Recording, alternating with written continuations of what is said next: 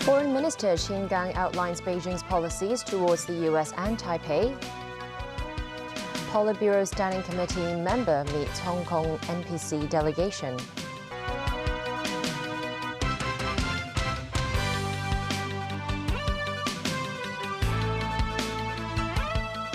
Good evening and welcome to TVB News. Foreign Minister Qing Gang today held his first major international press conference since taking up the post. The former ambassador to the US criticized Washington for suppressing Beijing. He added the US should stop interfering with Taiwan issues if they truly seek peace for the Taiwan Straits. During the week of the first session of the 14th National People's Congress, Foreign Minister Qing Gang today hosted the official press conference for China's foreign policy and external relations. On Sino-US relations, he said Washington is trying to suppress China. Qin took the example of the recent balloon saga and said it's clear the United States had overreacted. He said that shows the US acted with the presumption of guilt and abused military force while distorting the perception of China. The United States talks a lot about following rules, but imagine two athletes competing in an Olympic race. If one athlete, instead of focusing on giving one's best, always tries to trip or even injure the other, that is not fair competition, but malicious confrontation and a foul. The former China ambassador to the US said Washington's suppression will not prevent the rejuvenation of China, adding it should stop the two countries from being locked up in a zero-sum game. Qin said issues related to Taiwan are the first red line that should not be crossed when it comes to China-US relations. When asked about the possibility of conflict between the two sides over the Taiwan Strait, the Chinese foreign minister showed a copy of the Chinese constitution. Qin stressed that Taiwan is a part of China and that China will use its utmost efforts and reserve the option of taking all necessary means to pursue peaceful reunification. Recently, some senior US officials have asserted that the Taiwan question is not an internal affair of China. We firmly oppose such absurd comments, and we will stay on high alert. Mishandling of the Taiwan question will shake the very foundation of China-US relations. If the US truly expects a peaceful Taiwan Strait, it should stop containing China by exploiting the Taiwan question and unequivocally oppose and forestall Taiwan independence. Qin stressed that Taiwan issue is a matter for the Chinese people that should not be interfered by any other countries. Qing Gang also spoke on Beijing's relations with other countries and regions. He hailed China's relations with Russia, saying the more others try to destabilize ties, the stronger they will become. Nazvi Karim reports. As Foreign Minister Qing Gang summarized China's relations with Russia, the message was clear to the rest of the world that Beijing would choose its allies as it pleased. Portraying a friendship that is in contrast to the West's relations with Russia, he said Beijing has forsaken a gang mentality approach and prefers a standalone partnership with Moscow that tolerates no interference nor exclusivity. The China-Russia relationship is based on non-alliance and non-confrontation, said Qin. It is not targeted at any third party and it is not a threat to any country, nor is it subject to any interference. He added that China and Russia have established a model partnership for major country relations. Some countries who are inclined to view China-Russia relations through the lens of Cold War alliances often see nothing but their own images, he said. With China and Russia working together, the world will have the driving force towards multipolarity, and global strategic balance and stability will be ensured, said Qin. Beijing has refused to condemn Russia's invasion of Ukraine, and Qin suggested some countries benefit from the war. He said efforts to promote peace talks have been undermined, saying there appears to be an invisible hand pushing for the protraction and escalation of the conflict, using the Ukrainian crisis to serve certain geopolitical agendas. Meanwhile, Qin reiterated China's close ties with the European Union, hinting at the EU's need to act independently. China all along sees the EU as a comprehensive strategic partner, he said.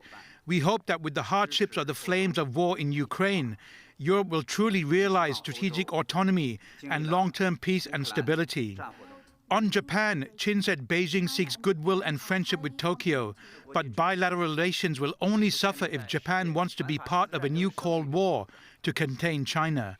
Nazvi Karim, TVB News. The Hong Kong delegation to the National People's Congress session in Beijing was received by Zhao Leji, a member of the Politburo Standing Committee of the central government today. Zhao described the coming 5 years as being significant for Hong Kong to progress to a new stage. Memo Singhai reports. This morning, Zhao Leji, a Politburo Standing Committee member, received the Hong Kong NPC delegation at the Hong Kong Room at the Great Hall of the People in Beijing.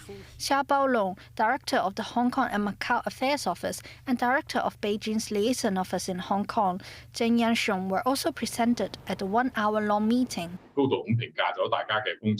After the meeting, the delegation's leader, Ma Fengguo, quoted Zhao Leji as saying the next 5 years are important for the city to progress to a new stage. Ma Xiaozhao praised the work of the Hong Kong government, adding the deputies should continue to make contributions to the SAR's long-term prosperity and integration into the country's development. In addition, Zhao also advised the deputies to make the best use of their roles in several aspects, such as safeguarding national security, gathering patriotic forces to protect the city, and promoting the development of the Greater Bay Area. When asked about whether Zhao will manage the Hong Kong and Macau affairs in the coming 5 years, the deputies said they refused to make any predictions. Memo Singhai, TVB News. Li Jianshu, chairman of the Standing Committee of the National People's Congress, presented his last work report today. He mentioned the implementation of the national security law in Hong Kong has enabled the city to enter a new phase from chaos to governance, then to prosperity. The second plenary session of the 14th National People's Congress was held in the Great Hall of the People today. President Xi Jinping and other state leaders attended the session.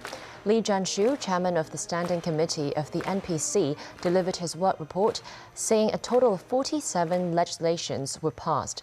Li, who is stepping down, mentioned many items of legislations and decisions of the NPC that concerned Hong Kong, including the national security law, saying it has helped the city to obtain long-term prosperity and stability. A seventh suspect in connection with the murder of the former model Abby Choi has been arrested, this time on the mainland. The 29-year-old woman is said to be a female friend of Choi's ex-husband who tried to help him flee to China. The suspect was arrested on the mainland and handed over to Hong Kong police at Shenzhen Bay this afternoon before she was detained at Tin Shui Wai police station. She was then brought to the West Kowloon police headquarters and later her apartment for investigation. Meanwhile, Abby Choi's mother has filed a writ in a bid to stop the victim's ex-father-in-law, Kwong Kao, from selling a luxurious Kadoorie Hill property, Kadoorie. The 2,000 square feet flat was bought by Abby Choi in 2019 for $70 million. It's believed Kwong was named as the owner of the flat so that the buyer could avoid paying massive stamp duty. It's also understood that prior to the murder, Choi intended to sell the flat, but the two failed to reach a consensus. Overseas, Canadian Prime Minister Justin Trudeau has asked a Parliament committee and a special investigator to launch a new investigation of foreign interference in Canada, following calls by the opposition party for a public inquiry into meddling by China. Beijing has repeatedly insisted such allegations are groundless and false. David Garrett reports. Prime Minister Justin Trudeau has announced he will appoint a special investigator to decide whether there should be a public inquiry into reports of Chinese interference in Canada's elections. He also asked a Parliament National Security Committee to examine classified information on the election matter. Speaking on Parliament Hill in Ottawa, Trudeau said the investigation would include other nations. We have long known, and an independent report confirmed it again last week, that the Chinese government and other regimes like Iran and Russia have attempted to interfere not just in our democracy, but in our country in general. The investigator has not yet been named. Newspapers citing unidentified intelligence sources reported China preferred to see Trudeau's Liberals re-elected in 2021 and work to defeat Conservative politicians. Police are launching an investigation into how this information was leaked to news organisations in the first place. Opposition parties are demanding a full public inquiry. Trudeau says that is not necessary at this stage and believes his party was the rightful winner. Today, all political leaders agree that the election outcomes in 2019 and in 2021 were not impacted by foreign interference. Foreign Minister Qing Gang told Canada's Foreign Minister Melanie Joly that the allegations are baseless and false when the two met at a G20 meeting last week in India. David Garrett, TVB News. According to a German newspaper, Germany's government is planning on forbidding telecoms operators from using certain components from Chinese companies Huawei and ZTE in their 5G networks. Citing government sources, the news outlet wrote that the ban could include components already built into the networks, requiring operators to remove and replace them. The German government, which is now in the midst of a broader re-evaluation of its relationship with China, did not comment. Critics of Huawei and ZTE claim that their close links to China's security services mean that embedding them in mobile networks could present a security risk. Huawei, ZTE and the Chinese government have repeatedly rejected these claims. Meanwhile, Denmark's defense ministry banned its employees from having video sharing app TikTok on their work phones as a cybersecurity measure. Still ahead on tonight's news.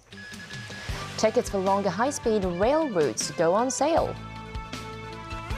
Director of Fire Services calls for more standalone fire detectors to save lives. 4 Americans kidnapped in Mexico, but it may be a case of mistaken identity.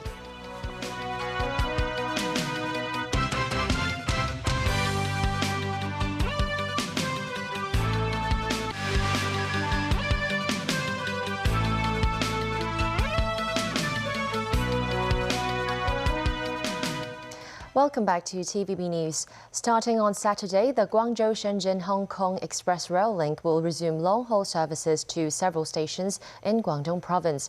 Tickets for rides on the high-speed rail until the 21st of this month are now available for purchase. Timothy Lee tells us more. A month since the reopening of the Hong Kong mainland border, high-speed rail operations have resumed in phases. Beginning on Saturday, rides between the city and the stations of Chaoshan, Shantou, and Jiaoxingdong in Guangdong Province will once again be available.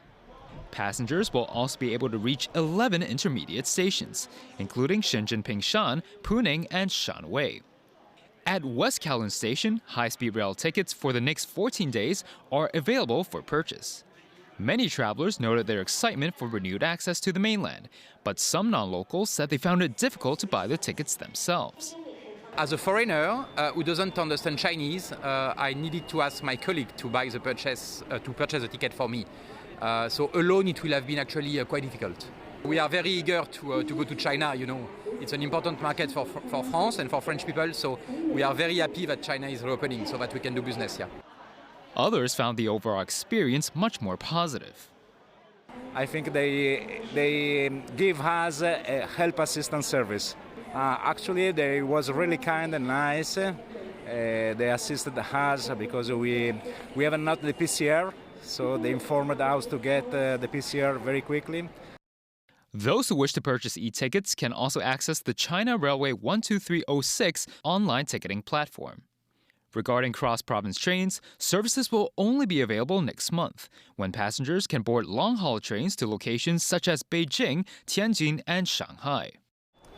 The MTR has reminded passengers that they have to wear a mask when boarding the high-speed rail, in accordance to mainland regulations. Residents are also advised to pack some extra masks prior to the journey up north for their convenience. Timothy Lee, TVB News. The huge fire in Tsim Sha Tsui last week has led many to be concerned about fire safety in the city. Speaking on TVB's Straight Talk program, Director of Fire Services Andy Young said there were about 34,000 fire calls last year, mostly for domestic buildings. He said the most common cause of home fires is cooking. Apart from the good housekeeping and the regular inspection, maintenance of your building, what we call the FSI, that is the fire services installations. And I think the installation of the standalone fire detector can help to improve the home fire safety.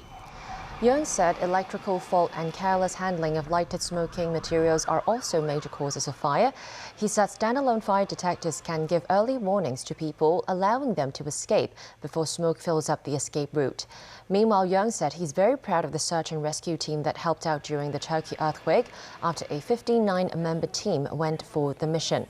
He said the team is able to respond at short notice and go for international missions within 10 hours. The 84-year-old driver suspected of injuring pedestrians after losing control of his taxi in North Point appeared at court for a mention hearing today. He was granted bail pending trial. The defendant, Abby Choi, arrived at the Eastern Magistracy earlier today on a charge of dangerous driving causing grievous bodily harm.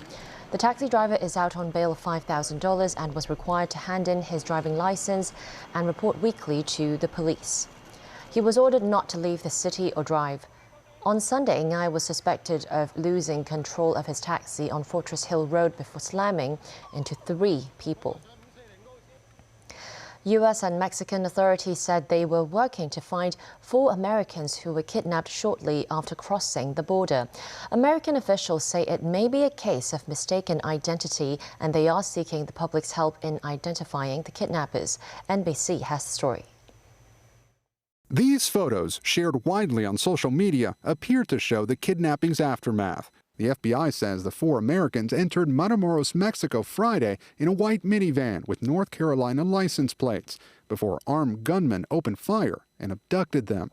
A law enforcement official with knowledge of the matter tells NBC News this video depicts part of the kidnapping, appearing to show one woman walking on her own, forced into a white pickup truck. Armed men with bulletproof vests are then seen dragging other people into the vehicle. We're closely following the assault and kidnapping of 4 U.S. citizens in Matamoros, Mexico. These sorts of attacks are unacceptable. Authorities say a Mexican citizen was killed during the incident. A law enforcement official tells NBC News the Americans did not cross the border for any criminal purpose, and that this appears to be a case of mistaken identity. Today, Mexico's president said they'd entered the country to buy medicine, although U.S. officials have not confirmed that. The Mexican government We visited Matamoros to report on migrant tent camps for years, but violence there has escalated.